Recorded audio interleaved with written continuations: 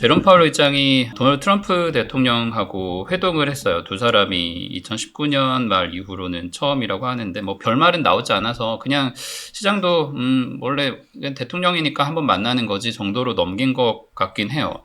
근데 이런 정도로 보면 뭐 파월이 정말 할 얘기가 없는 것인지 아니면 다음 이 6월 초에 있을 FOMC에서 뭔가 꺼낼 수 있을 말이 남아 있는 것인지 이제 뭐 파월은 아예 시장은 제끼는 건가요?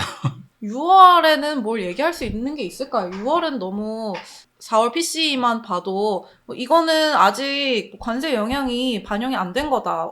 되려면 본격적으로 뭐가 나온다면 6월일 거다. 뭐 지금 이렇게 생각을 하잖아요. 결국 인플레이션이 조금 예상보다 좀 낮게 나와도 시장은 뭐 별로 신경을 쓰지 않고 있고 심지어 조금 낮아졌다고는 해도 여전히 2% 중반 지금 화나 있는 파월이 만족하기에는 뭐 좀 그런 상황이니까. 근데 사실 오늘 보고서만 보면 파월 만족할 수 있어요. 관세만 없었다면. 왜냐하면 내려오는 방향이고요. 2.5%라고 하지만 이게 2%보다는 아직 멀지만 방향이 지난달 3월에 비해서 4월에 0.2%포인트가 떨어졌잖아요. 그러면 석 달 뒤면 이제 목표예요. 근데 지금 결국 그 관세가 없다면이라고 하셨지만 그쵸. 그게 너무 큰 거잖아요. 그게 너무 크고 그 불확실성이 지금 더 커졌죠. 법원 이 사건 때문에. 그 예전에 무슨 이제 지역 연은 총재였고 지금은 골드만삭스 이제 부회장하고 있는 캐플런. 네, 캐플런이 이제 이야기를 그냥 내가 만약 페드여도 지금 뭘 하라는 거냐. 아무것도 할 수가 없다. 그리고 모두가 그렇게 생각을 하고 있을 거다. 자꾸 페드가 어떻게 할지 물어보는데 페드 본인도 모른다라고 이야기를 하더라고요. 근데 그것이 지금 6월 18일이잖아요. 2, 3주 안에 많은 일이 생길 수는 있지만 페드의 이 무브를 뭔가 나오게 할 만큼의 뭐가 있을지는 저는 좀 회의적입니다. 할 얘기는 분명히 있을 거예요. 또 데이터를 지켜보겠다. 뭐 그쪽에서, wait and see and watch 뭐 이런 얘기는 하겠죠. 그런데 그 외에는 사실 하기는 어려운 게 대부분 이제 5월, 6월, 5월에 본격적으로 반영이 돼서 5월 지표가 6월에 나올 때 조금 이상할 거고 6월에 많이 반영되면 7월 지표부터는 이상할 거고 7월, 8월 나오는 지표들이 굉장히 이상할 거야 라는 생각을 하고 있고 그게 일회성으로 끝난다면 9월에는 내리지 않을까 혹은 일회성으로 안 끝나고 그게 더 이어지면 12월 뭐 이렇게 지금 예상을 하는 거잖아요. 파월 의장이 거기 사실 이 파월 의장과 트럼프 대통령의 만남이 뭐 트럼프 대통령이 전화해서 점심 먹을래? 이래서 만난 건 아닐 거고요. 이게 대통령도 스케줄이 있고 파월 의장도 스케줄이 있기 때문에 미리 상당 기간 전에 잡았을 겁니다. 번개? 잡았는데 거기서 트럼프 대통령이 큰 무기를 잃었죠. 어떤 무기를 잃었습니까? 지난주에 대법원에서 페드는 준공공 조직이기 때문에 역사적 특수성이 있고 해임하기는 이렇게 해비할 수는 없어 이렇게 판결했죠. 완전히 그냥 해임 안 돼라고 하진 건 아니지만 그런 특수성이 있다라는 거를 인정을 했어요. 그래서 파월 의장이 무기를 얻고 갔죠. 방패를 하나 들고 딱 가서 트럼프 대통령이 말해 이렇게 했을 가능성이 네가 뭐라든 높고. 나는 어차피 괜찮아 이제 이렇게. 네. 그래서 트럼프 대통령이 오늘 또 화가 나서 그 트윗을 했는지 모릅니다. 솔직히 말해서. 왜냐면 트럼프 밑에 지금 아무도 바른 얘기를 한 사람이 없잖아요. 그런데 자기 왕인데 여기 파월은 거기 가서 알겠습니다. 네. 하지만 이렇게 얘기했을까? But, however 이렇게 한 말을 들어본 적이 없어 최근. however 뭐 스테어웨이트 조커님이 by the way 이런 거 들어본 적이 없잖아요. 트럼프가 뭐 먹을래? 물어봤는데 파월이 타코 이랬으면 재밌겠어요. 와.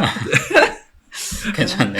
근데 뭐 사실은 근데 트럼프 대통령뿐 아니라 다 파월 욕을 하는 사람들이 많긴 하죠. 뭐 그러니까 금리를 내릴 상황이 아니다라는 쪽도 굉장히 많지만 지금 금리를 내려야 한다라고 생각하는 쪽도 사실 꽤 있습니다. 지금 뭐 물론 작년에 100bp나 내렸는데 지금 지켜볼 수도 있지만은 뭐 지금 금리가 워낙 확실히 인플레이션이 잡혀가고 있는데 왜 그때는 선제 대응을 하고 지금은 왜 안 하느냐라고 사실 이야기를 할 수는 있죠. 근데 뭐 보수적인 사람들 입장에서는 항상 시장에서는 이런 소리가 있고 저런 시각이 있고요. 왜냐하면 자기가 베팅을 그쪽으로 해놨거든요. 금리 떨어진다고 해놨는데 지금 올라가서 지금 화나는 사람도 엄청 많은 거예요. 그러면 파월 의장 너 그래 한번 죽어봐라 이런 사람들도 너무 많을 거고 다 자기 베팅에 따라서 말이 달라져요 여기는.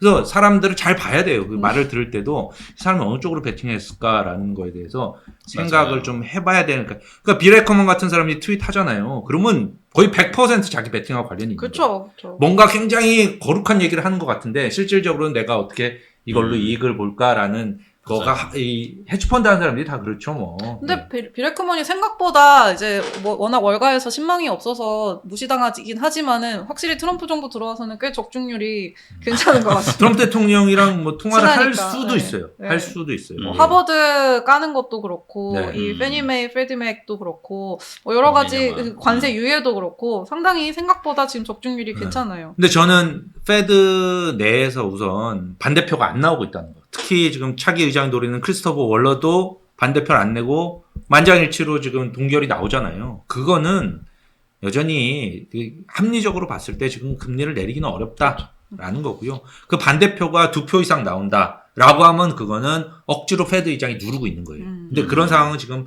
아닌 겁니다. 예. 월러도 뭐 관세 10% 여야 금리를 내릴 수 있다 이렇게 이야기를 그리고 했으니까. 낮아지는 방향이에요. 어쨌든 시장에서 생각하는 것만큼 이제 파월의 비중은 줄어드는 게 맞는 것 같고요.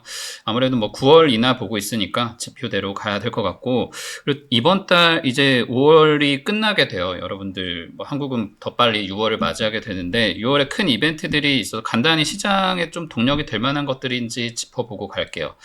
테슬라 로보택시가 6월 12일에 나온다 이슈가 있었고, 정말 시장 흐름 잘 못 따라가는 애플이 WWDC를 6월 9일에 이제 합니다. 그래서 뭐라도 하나 보여줘야 되는데 이 중에 두 개 고르라면 테슬라가 그래도 뭔가 좀 해야 되는 상황 아닐까 싶은데. 일론 머스크가 드디어 물러났고요. 사실 저는 도지를 굉장히 부러워하는 사람인데 한국에도 있으면 좋겠다라고 생각을 하지만 어쨌든 이제 드디어 테슬라 주주들 입장에서는 도지에서 이제 좀 역할을 많이 줄이고 드디어 테슬라에 다시 공장 바닥에 잠을 자면서 열심히 하는구나라고 하는 거는 뭐 주주분들께는 굉장히 좋은 소식이죠. 근데 이 특히 최근 며칠 동안 또 이 테슬라 주가를 이끌었던 것이 그 뉴스 외에도 이제 로보택시가 사실 애플과 비교를 한다면은 훨씬 더 이 주목도가 높지 않을까 시스템을 생각을 바꾸는 합니다. 거잖아. 네, 완전히 그러니까요. 산업을 바꾸는 이벤트라서 성공을 한다는 신호라도 줘야 되는 거죠. 네. 사실 뭐 아무래도 일론 머스크가 이제까지 너무 타임라인을 얘기하고 밀린 게 많았다 보니까 이번에도 저 6월 진짜 하는 거 맞아? 라는 의구심이 있었는데 일단 뭐 머스크가 직접 이야기했죠. 지금 벌써 오스틴 공도에서 테스트하고 있다. 뭐 일정보다 한 달이나 빠르게 하고 있다. 뭐 이게 딱 확인을 시켜줬으니까 6월 12일 날 일단 뚜껑이 어떻게 열리는지를 굉장히 많은 사람들이 기대를 할 것 같습니다. 머스크가 왜 그러면 테슬라에 이렇게 올인하게 됐냐라는 걸 보면 최근에 뭐 연기금들이 이제 편지를 썼대잖아요. 주 40시간 일하지 않으면 너 보상 패키지 없어. 이런 식의 굉장히 큰 연기금 12개가 국제 연기금 뭐 뉴욕 뭐 티처스 유니언 뭐 이런 연기금 12개가 모여서 40시간 이상 일해라라고 요구를 했고, 그리고 지금 페이 패키지가 걸려 있잖아요. 이 사람들이 다 거부하면 이거 잘 안 될 가능성이 높거든요. 그래서 머스크가 어쩔 수 없이 이걸 할 수밖에 없었다. 뭐 이런 얘기도 있고요. 벌써 오늘 아침에 뉴욕타임즈에서 머스크에 대해서 큰 기사를 썼어요. 뭐 마약 먹고 뭐 패밀리 문제, 맞아요. 지난 캠페인 때도 난리도 아니었어. 뭐 이런 게 나왔는데 그게 결국 권력 누수죠. 한 명이 떠나서 그 권력을 공백을 채우기 위한 이게 이제 엄청나게 이제 욕이 들어가고 있는 거예요. 왜냐면 머스크의 역할을 내가 대신해야지라는 사람들이 워낙 많이 있을 거고요. 그 머스크가 차지하던 공백이 있잖아요. 그 권력 공백에 내가 들어가기 위해서 이제 줄을 선 거고, 머스크가 다시 못 돌아오게 관에 못을 박아야 되기 때문에 각종 이제 소식들이 막 흘러나오는데 오늘 진짜 뭐 마약도 여러 가지 막 종류별로 다 있고 뭐 신장에 문제까지 생겼어 뭐 이런 얘기까지 다 뉴욕타임즈가 써놨고, 이런 기사는 앞으로도 계속 나올 거라고 생각을 합니다. 그리고 근데 현실적인 이제 이야기를 왜 일론 머스크가 다시 테슬라에 집중을 하는가 현실적인 이야기를 해주셨는데, 이제 머스크의 팬으로서 그냥 머스크의 그 이상에 굉장히 이제 존경하는 사람으로서 이제 한 가지 다른 이야기를 해보자면은 머스크가 뭐 직접 엑스에 쓰기도 했는데요. 이제 일요일 날, 6월 1일 날 이제 공개될 인터뷰에 이제 맛보기로 CBS에서 이제 공개한 클립이 있습니다. 이제 거기서 이야기하기를 트럼프의 이 예산안 원 빅 뷰티풀 빌 감세안을 보고 굉장히 조금 실망스러웠다. 도지를 통해서 하려던 것이 약간 뭐라 그러죠? 침해당했다. 뭐 이제 이런 식으로 이야기를 했는데 훼손됐다.